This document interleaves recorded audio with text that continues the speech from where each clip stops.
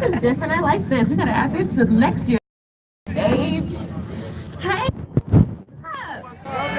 happy Tuesday, y'all. This is the biggest crowd of this year. This is like so overwhelming. This is so amazing. Can we have everybody come in a little closer so we can love on each other and feel each other? Come in a little. Wow. Said it was gonna rain today. The rain didn't even show up for us. We out here looking Man. That's good, man. I'm good, man. I hope it don't rain. As some of you, most of you may know, we have postponed the rest of the tour, and we are ending with you lovely people here in Detroit. And we'll be back next year. So you guys get the last of our love this year. And we're on this Financial Tuesday. This is how we got people city by city by city by city. Such an amazing journey. And for all of you guys to show up here on a Tuesday, on a work day, a school day, this is so amazing. But I want it to be clear, from my perspective and from Jay and I's perspective, of the source that really brings us here, and is God.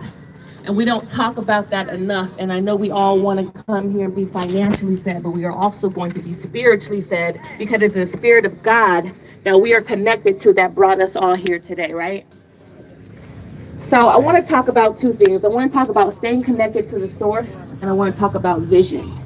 So I sprained my ankle about 4 weeks ago, and I was back on my 3 miles a day. So I'm doing 3 miles a day. So day one, I sprained my ankle, my first 20 steps. So I've been out for the last 4 weeks, haven't been able to work out. I'm getting sick. So I was like, you know what? October 1st, I'm getting back in. My leg is back right.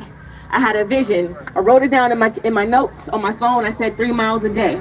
I'm not gonna try and go too deep. I'm gonna go 3 miles. I'm gonna leave them at 10-minute miles. So I'm gonna try and finish 3 miles in 30 minutes every day. Now that's not like super fast, but you know, it's a nice goal for myself, or where I'm at. You gotta be real where you're at right now. That's where I'm at.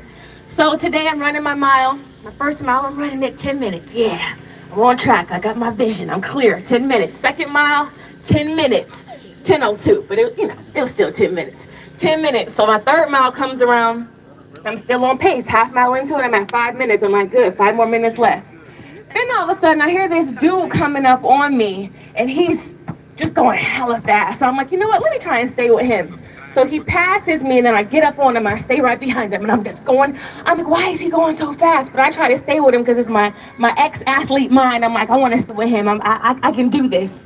So about 200 meters in, I die, completely die. Now I'm almost at a walking pace.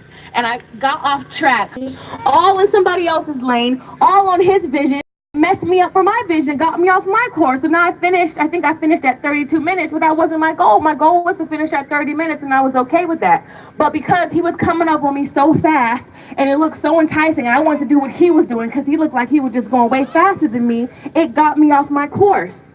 And I say that to say that happens to a lot of us.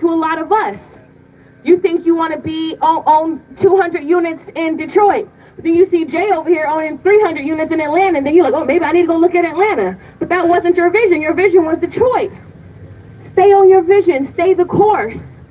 God designed a course for each and every one of us, and my journey is different from your journey. Your journey is different from his journey. And when you stay true to your journey and stay true to your vision, have a vision, write it down. And we're all here, I would hope and I would imagine, because we have a vision, right? We want something more for our lives. We want to reach a goal, whether it's real estate, whether it's entertainment, music, whatever the business model is that you've created for your life and your vision. Stay true to that. Don't worry about what she got going over here. That's not your vision. That's not for you. Stay on your course. And when I tell you stay in the course, it's been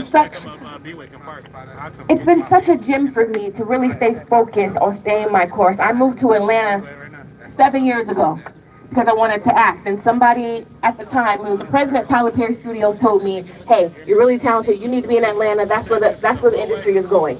I wrote it down. I mapped it out. I said, I'm going to Atlanta to act. And I'm a full-time working actress, but there have been so many different things thrown at me since I've been in Atlanta. Whether it be real estate or doing one-on-one coaching and all these other things that have been thrown at me that sound really great and are really enticing, but I know what my vision is. And when you know what your vision is, you will get there so much more faster and clear when you stay true to it and stay on your course. Quit veering out your lane. Stay in your lane.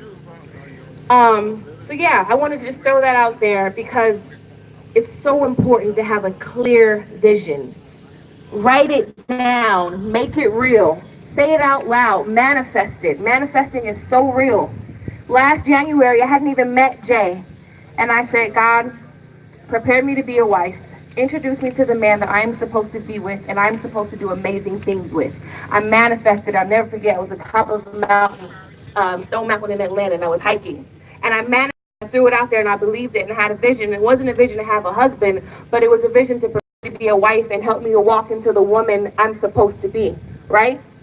How many of you guys write your visions down? Notebook, we have vision boards. What we got? What we working with?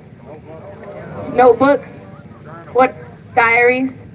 I have a vision board. I do a vision board every January. Anybody else do vision boards? Vision boards are so helpful. Put them on your refrigerator, put them in your kitchen, put them in your bathroom so you can wake up every day and see that vision, smell that vision, feel that vision, make it real, right? And back to being connected to the source. So Jay and I have this like computer in our house that we never even freaking use. It's like big old expensive computer. I don't know how to work it. Jay doesn't know how to work it. And it's all these like electronics over there and they're all connected to a, what are those things called?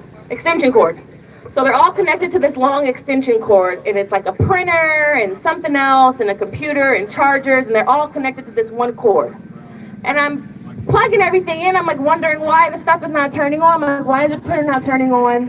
Why is the computer not turning on? What's going on? And I realized, I'm like, I have everything plugged in right. Like what is going on here? And then I looked and seen that the actual main, extension cord, the main part wasn't connected to the source. It wasn't connected to the power. And I said, wow, and it became so spiritual for me because I was like, wow, sometimes that's what we go through in life. We got the coaching, we listened to the podcast, we listened to the radio show, we read the book, but we aren't connected to the source, right? The source is God, connected to God, doing those prayers, speaking life, having God speak life into you, praying every night, really visualizing your relationship with God and understanding who we do this for and who we're honoring as we're on this journey and honoring the kingdom.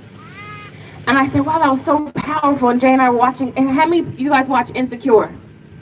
So we were watching Insecure, and I think it wasn't the last episode, I think it was the episode before last when Lawrence, y'all know Lawrence came back in the picture.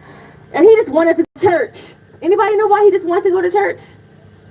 He just wanted to feel something. He wanted to be connected to something. Everything is going right. His career is popping. He's looking good. He's working out. He's all chiseled and stuff. But he just wanted to be connected to something. And when I looked at the extension cord, I said, wow. I said, that's it. Always being connected. We can come out here in the corner class and we can teach finances and you can read the book and you can get the one-on-one coaching with Jay and you can sign up for the academy. But it's because it is the source that you should be connected to that is going to help you excel in all the areas in your life that you want to excel in, whether it be personal, business, relationship, staying connected to the source, staying connected to God, staying grounded, and understand why you do this. We don't do it for the glory. We do it for the glory of God, right? And that's why we're here. That's what this corner class is all about. I'm going to introduce King Jay and come back up a little later on in the evening, but I wanted to leave us with that today. Stay connected to the source, stay on your course, and have a clear vision for what it is you want for your life, right? All right, guys, I'm bringing up King Jay. Thanks, guys. King Jay, you ready? Let's do this. The CEO of the J. Morrison Academy that just made the Inc. 500 top 5,000 businesses, number 588 in 2018. The CEO and founder of the Tulsa Real Estate Fund, the world's first ever Black-owned real estate crowd fund. And my husband, Mr. J. Morrison. Hey, what up, though? I said, Detroit, what up, though? What up, though?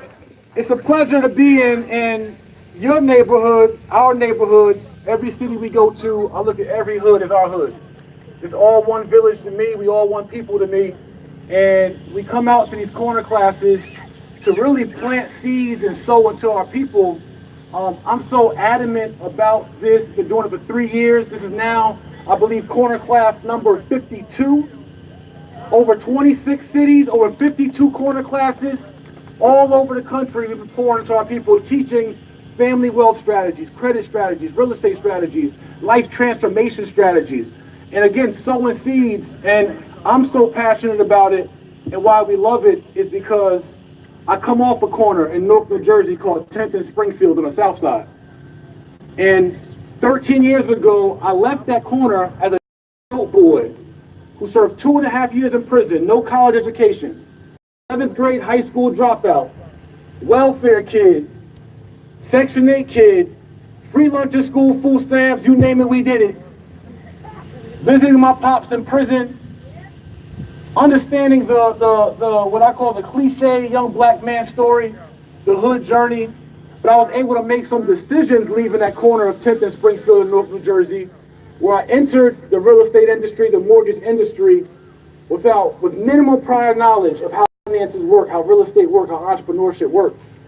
But I took all my hustle, my charisma, all the energy that I spent late night on corners with crack in my hand, all the innovation that I used with stash boxes and trap boxes in my cars, all the skills that I used cooking up coke in the microwave and in the stove, all that energy that I put into the dope game, I put 100% of that into the real estate industry, taking my same talent, same gifts, same swag, over into the real estate industry, purchased my first house at 25, 3 by 26, 6 by 27, made my first million in real estate by 28, leaving off a corner just like this.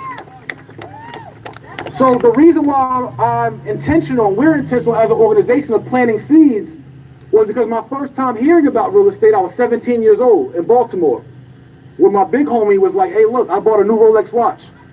And my big homie was like, look, you can buy all the cars and jewelry you want. God ain't making no more land. He said, Slim, buy land. I'm like, oh, that sounds cool, but I'm about to buy another bracelet.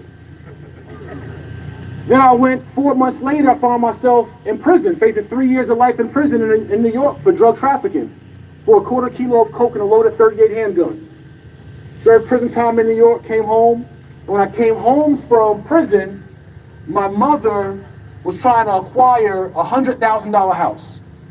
And she said, man, I need $3,000 to close on this property we've been looking at while you was gone, while you was away. I said, oh, I got $3,000 in a Timberland box right there. My mom took the $3,000, put 3% down on a $100,000 house, purchased our family first piece of property after 6 of us growing up in a 2-bedroom. Real life. Bought our first property, did no renovations to it. We just cleaned it up, cleaned the bathroom and toilet, and we moved in. You know how we do? Like, look, we in here. Spray them cabinets down, spray that fridge down, and we in here. But in 3 years, that same property that we did nothing to but clean and live in, that same property went up $100,000 in value in 3 years. And even though my stepfather, rest in peace, was suffering from a heroin addiction, a lifelong heroin addiction, and all the money that he was working every day, a functioning addict. But every day, all the money he worked hard for on a recycling truck went from his paycheck back to the block to my fellow dope boys. And so my mom was losing that property because she couldn't afford the mortgage with his drug habit, was losing the property to a foreclosure and tax lien. I'm out trapping, doing what I'm doing on the highway, and I find out my mom's in foreclosure. I can't be the D-boy of the year, my mom in foreclosure. That's backwards. So I sold my truck, paid my mom's foreclosure and tax lien off. She said, man, when I sell the property, I'm gonna take care of you. I said, don't worry about it. She ended up selling the property, made about $97,000. And out of the $10,000 or $12,000 I gave her to pay off her foreclosure, she gave me back $33,000. I said, damn, this real estate thing ain't that bad.